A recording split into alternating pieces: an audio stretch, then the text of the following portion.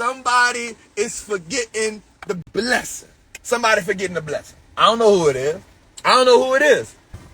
Somebody on here forgetting the blessing. Somebody forgetting the blessing. God done gave you the instructions, but you keep getting in the way because you keep thinking about what's going to go wrong. You keep thinking about the obstacles. You keep thinking about the hurdles. You keep thinking about the adversity, and you get in the way.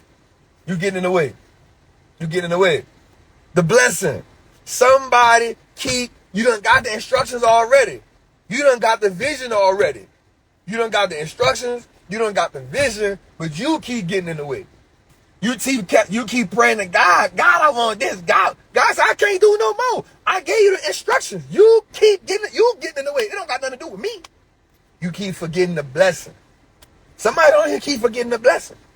Somebody on here keep forgetting the blessing. You keep forgetting. God done already gave you the instructions. It's clear what you got to do. It's clear what you got to do. You already understand what's necessary. You already got the orders. You feel me? You already got the orders. You already got instructions. You keep worried about what you got to give up. Watch this. Watch this. I'm about to hit somebody in their chest right now. I'm about to hit somebody in their chest right now. I'm about to hit somebody in their chest right now. It's going to hurt. Watch this, y'all. God done already gave you. God done already gave you the instructions. You keep on worrying about the adversity.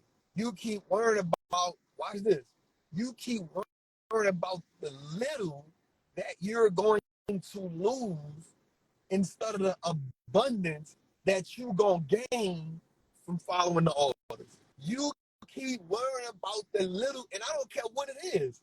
Whatever you have is a little compared to the abundance and overflow that's for you if you just follow the instructions.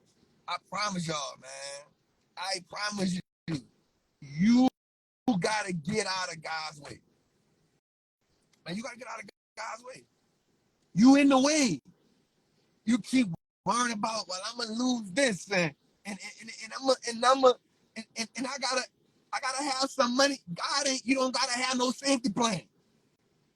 But I gotta have a plan B. Man, this make me so emotional. This make me so emotional, y'all. This make me so emotional because you keep trying to have a safety plan. You keep trying to have a safety plan. You keep trying to have a plan B. Get out of the way. Get out of the way. Get out of the way.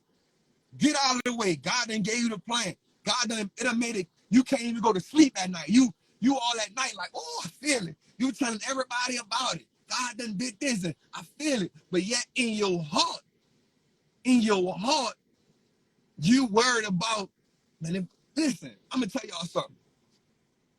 When I walked off my job, all I did was this. I called my daughter mom and said, listen, I was giving about maybe like $300-400 a week. No child support, no none of that. I was giving like maybe $300-400 a week, and I was still doing stuff for her. Because that was my little. She told me something a long time ago. She said, I ain't gonna never ask you for nothing as your child. The same way you need something, she needed it every day, twice as much. When I walked into my job, I said, listen, I just want to focus on building this brand out. The money I was giving you every week, I just need you to let me pay for school. School was like $125, $150 a week. I said, I just need you to give me like 6 months, man. I'm gonna figure it out. I'm like, God gonna. She was like, man, you good. You just take care of school. I'm gonna handle the rest. I believe in you. That was all I worried about. That's all I was worried about. I wasn't worried about nothing else. I just called her because we got a little one together. My little one's young. I said, listen, I just quit this job. This job would pay me $2,500 a week. I said, listen, I'm not gonna be able to do like what I was doing, but I'm gonna pay for school. If you cool with it, like, she was like, man, handle your business. I got you. You a man of your word. Let's go with it. That was done. I wasn't worried about nothing else. So now, yo, it ain't, she can ask me for the moon. I'm gonna figure out how to go get it. I texted the other day. It's no lie. I texted my daughter mama the other day. Look what I told her. I texted the other day, right after my birthday. I said, listen, man, thank you for trusting me. When things were rough, I said, Ish, look, it's right here. I ain't gonna lie to y'all. I said, I had a lot of time to think of, a lot of time to think and be grateful. You and our relationships are one of the most things that I'm truly grateful for. Thank you for trusting me early 2016 when things weren't right between us. But you trusted the process. Thank you for allowing me to grow. Thank you for allowing me to be on this journey. There would be no Wall Street trapper without you. Thank you. So look, she hardened me and sent me the 2 100s. I said, man, don't hurt me when I'm pouring my heart out to you. And then I said to the Obama face, and she started laughing. She said, man, I was doing hell. My apologies. Man, you know what's up, man. You know I love you, man. You know I got you. That was the only thing that was on my mind. I just want to make sure my shorty good. If I make sure my little one good, I'm out the window. If I make sure if you good with, I'm out the window. I'm on it. Bam, I'm on it. Let's go. God, you got me. I just want to check that, God, right? Like, I want to make sure there wasn't no ill will between me and her. But you put the blessing on her spirit to make her say, go after it. That ain't nothing she can't ask me for right now. It ain't nothing. For the last few years, it's been like that. It ain't nothing you can't ask me for. It ain't nothing she can't ask me for. And I ain't saying it's always just peaches and cream, but we walk through it together. I'm telling you, you got a plan B and you in God's way. You in God's way. Because you keep worrying about, what if I do this and if I do that and I'm going to lose this and I might don't have a, God ain't need your approval to put the blessing on you. God ain't need no approval to anoint you. God ain't need no approval to give you the assignment. What you asking your friends is, does this sound all right? Does this sound, how does it sound to you? God ain't asked you to co-sign with them. God said, I gave you the vision. I gave you the mission. Go handle my business. Go handle my business. Don't worry about all that. God don't care about the worldly thing, but he gonna make sure you straight. I'm gonna make sure you good. You gotta trust, and you gotta trust me with everything. I trust him with everything. I said, God, I'm about to give up this $140,000 a year job. I don't care about this job because I ain't at peace here. I ain't, this ain't, I'm God. God said, look, go. I said, I'm gone. I ain't tripping. Let me just make sure me and her don't have no friction. Because if there's friction, then it's gonna be hard for me to be in a journey like I need to be, because there's friction between my daughter 1 at the time, or 2. So I just want to make. She said, "You good? I know you. Man, handle your business." I said, "Oh, that's a wrap." Now watch this. I didn't go move back to the A. I went slept on my auntie sofa. I had to revisit homelessness again. I had to surrender. I went slept on my great auntie sofa. I had to go revisit one of the darkest moments of my life. I went revisit homelessness again. Only time it wasn't homeless, but you wasn't in your own house. You went slept on somebody's sofa. I had to give up the vision of, I had to give up the image of people. Oh, I know free good. No, free sleeping on a sofa. I had to go revisit it. It wasn't as catastrophic as sleeping in an abandoned house. It wasn't as grim and bleak as sleeping in an abandoned car. But I was sleeping in my great aunt's house at 30-something years old on a sofa because I walked away from it. I surrendered. I wasn't worried about the clothes. I was in the lab. I was learning. I'm doing this all. You ain't even, watch this. God done gave you the vision. You so worried about what's gonna go wrong, you ain't even in the lab making sure you working on the vision that he gave you. My homie pull up to me. He fresh home. He pull up. You like, you ain't tell me, like, I'm actually doing the sofa. I was proud of that. You so focused on what's gonna go wrong, you can't even work on the vision. Like, God done gave you a gift, but you can't even multiply the gift. You can't even make the gift be abundant. You can't make the gift produce what it's supposed to produce because you keep worrying about what's going to go wrong if you lock all in on the gift. I just want y'all to focus on the blessing. Watch this. You so scared to lose. You so scared to lose friends. You so scared to lose your girlfriend. You so scared to lose your boyfriend. Your gift gonna make room. You so scared to lose your friends. The gift gonna make room. The people that's supposed to be there gonna remain. Everybody else gotta go anyway. Everybody else, they gotta go anyway. They gotta go anyway, fam. They gotta go anyway. I've been in a relationship this long. The gift gonna make room. You ain't, watch this. Watch this. I'm about to go after this. Watch this. Watch this. You ain't never gotta sacrifice or make a decision between God's gift and people. You ain't never, ever have to make a decision where you lose or between God's gift and the people in your life. You ain't never got to make that decision. That ain't never a loss. Bet. Because watch this. The people that you, I'm about to tell y'all something real cool. I'm going to tell y'all something real dope. I'm going to lead out there. Check this out. Not too long ago, man, I had somebody I looked to as a mentor. Like a big brother to me. And I don't say the word big brother. I don't say the word big brother loosely. You very rarely will you hear me say that's a big brother, because I feel like people ain't been through enough to be my big brother. Some things that transpired, and the person who I call big brother broke our brotherhood via text, voice message. This ain't no judgment, because it ain't even about that. The person sent me a voice note and said, hey, bro, it's a lot going on right now. You know, don't come to the party. And I think, you know, it's only right that we have a break from each other. Feel me? And I'm going to be 100 with you. This was somebody at that point in my life that I trusted with something that was so deep and dark inside of me. I didn't see my life these without him. It's real. I didn't see my life. I didn't see this success coming. I didn't see me being this person without him being there. I didn't see it. I couldn't. I'm gonna keep it 100 with you. Me and him was so locked in.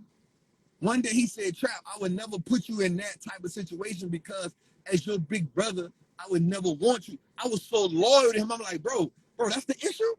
I'm still in ignorant trap mode. I'm like, bro, that's the issue?